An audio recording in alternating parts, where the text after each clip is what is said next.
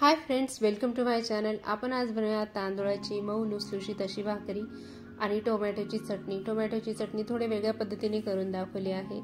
आणि हे बघा, तुम्ही बघू शकता ही भाकरी किती छान मऊ लुसलुशीत अशी तयार झालेली आहे। शिवाय आपण ही भाकरी करताना कसल्या प्रकारची तांदळाची पिठाची उकड काढलेली नाही आहे। तर व्हिडिओ शेवटपर्यंत बघा, अगदी टम्म फुगून मस्त अशी भाकरी तयार होते। पावसाळा सुरू आहे, काहीतरी हलकं फुलकं खायचं असेल तर तांदळाची भाकर बेस्ट ऑप्शन आहे। रात्रीच्या जेवणासाठी बनवू शकता किंवा टिफिनसाठी सुद्धा तयार करू शकता। त्यासाठी मी इथं आधी चटणी बनवून घेऊया। त्यासाठी मी 4 टोमॅटो घेतले आहे। चांगले लाल बुंद असे टोमॅटो घ्यायचे आणि त्या टोमॅटोला मध्यभागी कट करून घ्यायचं। आपण चटणी बरेचदा बनवतो टोमॅटोची, पण आज थोडीशी वेगळ्या पद्धतीची तयार केलेली आहे। चटपटीत आणि तिखट गोड चवीची अशी ही चटणी तयार होते। कढई घेतली मी, तुम्ही एखादा पसरट कढई घेतली तरी चालते। त्यामध्ये हे टोमॅटो उलटे ठेवून घेतले मी। टोमॅटो आधी स्वच्छ धुवून घेतले होते आणि पुसून घेतले होते, त्यानंतर कट केले। व्यवस्थित कढईमध्ये पालथे मारून घ्यायचे, बियाची साईड खाली करायची आणि वरती असे उलटे हे टोमॅटो मी ठेवून घेतले। त्यानंतर हलकसं तेल टाकले, यावर अगदी 1 चमचाभर फक्त, आणि एकदम कमी मीठ टाकलं आहे।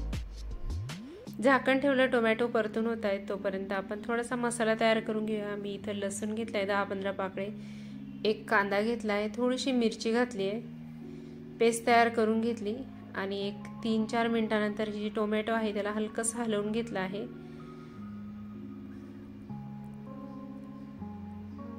परत झाकून ठेवलं आणि परतायला ठेवून दिले टोमॅटो। दुसरी एक कढई घेतली, त्यामध्ये कांदा आणि जी लसूण वगैरे फिरून घेतला होता मिक्सरच्या भांड्यात, तो या कढईमध्ये घालून व्यवस्थित परतून घेते।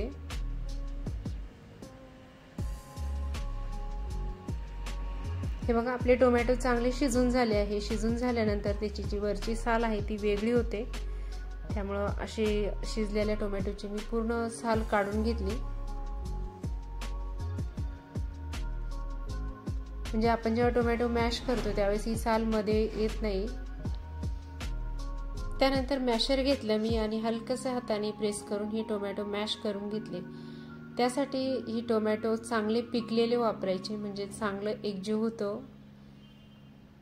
आणि नंतर कढईमध्ये कांदा वगैरे परतून झाला होता, त्यामध्ये मी 1 चमचाभर तिखट घातलं आहे, काश्मीरी लाल मिरचीचं।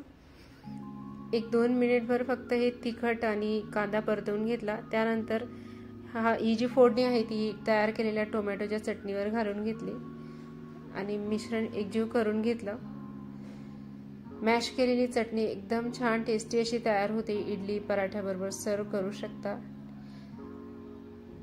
1-2-3 मिनिटांनंतर यामध्ये मी 1 चमचाभर साखर घातली आणि चवीपुरतं मीठ घातलं आहे। परत एकदा व्यवस्थित एकजीव करून घ्यायचं आणि 3-4 मिनिटांसाठी झाकण ठेवून हलकीशी चटणी शिजवून घ्यायची। मस्त अशी चटपटीत ही चटणी तयार झालेली आहे। आपण आता भाकरी करूया। त्यासाठी मी इथं एका पातेल्यामध्ये 2 वाट्या पाणी घेतलं आहे। जेवढं पाणी घेतलंय तेवढंच पीठ घ्यायचं मोजून। पाणी उकळायला ठेवलं आणि हे बघा, 1-2-3 मिनिटांनंतर आपली चटणी तयार झाली आहे। गॅसची फ्लेम बंद केली।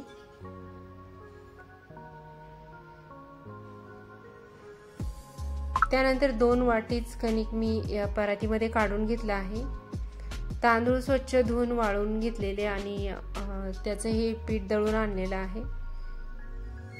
मीठ घातलं या पिठामध्ये आणि एकजीव करून घेतलं। त्यानंतर चांगलं कडकडीत गरम झालेलं पाणी या पिठावर घातलं मी। आधी अर्ध पाणी घातलं, चमच्याने मिक्स करून घेतलं आणि त्यानंतर राहिलेलं अर्ध पाणी नंतर मिक्स केलं।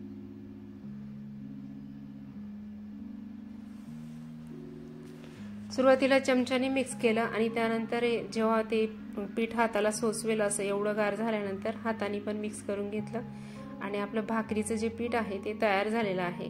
लगेचच भाकरी करून घेऊया। मी 1 पोळपाट घेतला आणि पूर्ण थोडंसं पीठ घेतलं आहे कोरडा हाताला लावायला। थोडासा गुळा तोडून घेतला आणि उरलेलं पीठ अशा प्रकारे पातेल्यामध्ये ठेवून झाकून ठेवलं आहे। उंडा तयार करून घेतला आहे भाकरीचा। आपण 2 प्रकारे भाकरी करणार आहे। आज थापून करायची आहे आणि एक लाटून सुद्धा करायची आहे। बरेचदा काय होतं, आपल्याला भाकरी खायची इच्छा असते पण कधी कधी ते बनवल्या जात नाही किंवा पाहिजे तशी होत नाही नरम. त्यामुळं अशा प्रकारे जर तुम्ही पूर्ण रेसिपी व्यवस्थित फॉलो केली तर अगदी परफेक्ट अशी भाकरी तयार होते. हे बघा, मी खाली कोरडं पीठ टाकून घेतलं आणि त्यावर आपला तयार केलेला उंडा ठेवून घेतला. हलक्या हाताने भाकरी लाटून घ्यायची आणि पोळपाटनं फिरवायचा. भाकरी नाही फिरवायची, भाकरी तशीच राहू द्यायची.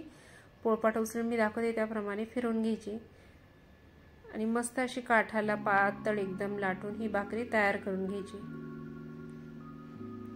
जेव्हा आपल्याला वाटलं की ही जी भाकरी आहे ती आपल्या लाटण्याला चिटकते, त्यावेळेस हलकासा पिठाचा थोडासा हात लाटण्याला सुद्धा लावायचा, म्हणजे जे पीठ आहे ते याला आपल्या लाटण्याला चिटकणार नाही. हे बघा,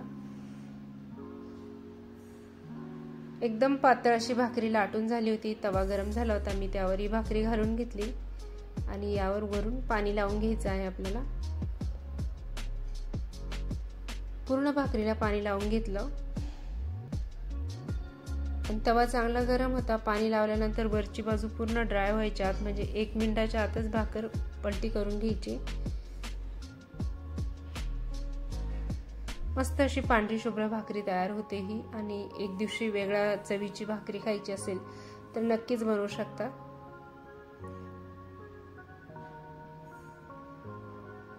मस्त अशी फुगुनी भाकरी तयार होते. मी जेवढं पीठ घेतलं होतं तेवढ्यामध्ये जवळपास 6 भाकरी तयार झालेल्या छोट्या आकाराच्या. दुसरी जी पद्धत आहे ती म्हणजे मी आता भाकरी हाताने थापून करून दाखवते.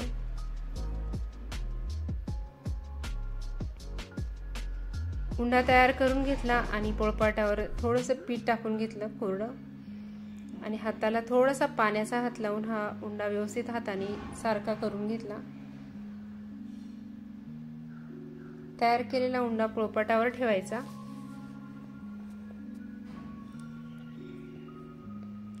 थोडंसं पीठ लावलं हाताला आणि सावकाश अशी भाकरी थापून घ्यायची. जर भाकरी थापताना तुमचं भाकरी जर चिरत असेल काठाला तर तुम्ही जे पीठ कणिक मळलेलं आहे ते व्यवस्थित मळल्या नाही गेलंय, मग त्यामुळे थोडंसं पाण्याचा हात लावायचा आणि व्यवस्थित पीठ एकजीव करून घ्यायचं. त्यानंतर भाकरी लाटून किंवा थापून तुम्हाला पाहिजे त्या प्रकारे तयार करू शकता तुम्ही. मस्त अशी भाकरी गोल गरगरीत ही थापून होते आणि जर हाताला चिटकायला लागलं तर परत एकदा हाताला पीठ लावून ही भाकरी थापून घ्यायची. हे बघा, किती छान टम फुगून तयार झालेली आहे. अजिबात तेल तूप बटर काहीच लावायची गरज नाही. मस्त अशी भाकरी तयार होते. जे डाएट ज्यांचा प्लॅन चालू आहे, डाएटिंग वगैरे चालू आहे, ते सुद्धा अशा प्रकारची भाकरी नक्की बनवू शकतात. खूप सोप्या पद्धतीने तयार होते आणि खायला तेवढीच टेस्टी लागते. भाकरी तुम्ही भाजीबरोबर खाऊ शकता किंवा मग मी ज्या प्रकारे टोमॅटोची चटणी बनवून दाखवली आहे त्याबरोबर सुद्धा ही भाकरी खूप छान टेस्टी अशी लागते. खमंग अशी भाजून घेतली. मला ज्या भाकरी जरा नरम पाहिजे होती ती थोडीशी जाडसर करायची आणि जर पातळ पाहिजे, कडकमध्ये पाहिजे तर थोडी जास्त वेळ गॅसवर दाबून सराट्याने दाबून भाजून घ्यायची. तयार झालेली भाकरी आणि चटणी ताटामध्ये सर्व केलं आहे. सोबतच थोडंसं सॅलड सुद्धा सर्व केलं आहे. मस्त असं आपलं जेवण तयार झालेलं आहे. हा व्हिडिओ तुम्हाला थोडा जरी आवडला असेल तर व्हिडिओला नक्की लाईक करा. चॅनलवर नवीन असाल तर सबस्क्राईब करा. तुमचा अमूल्य वेळ देऊन व्हिडिओ बघितला त्याबद्दल खूप खूप धन्यवाद.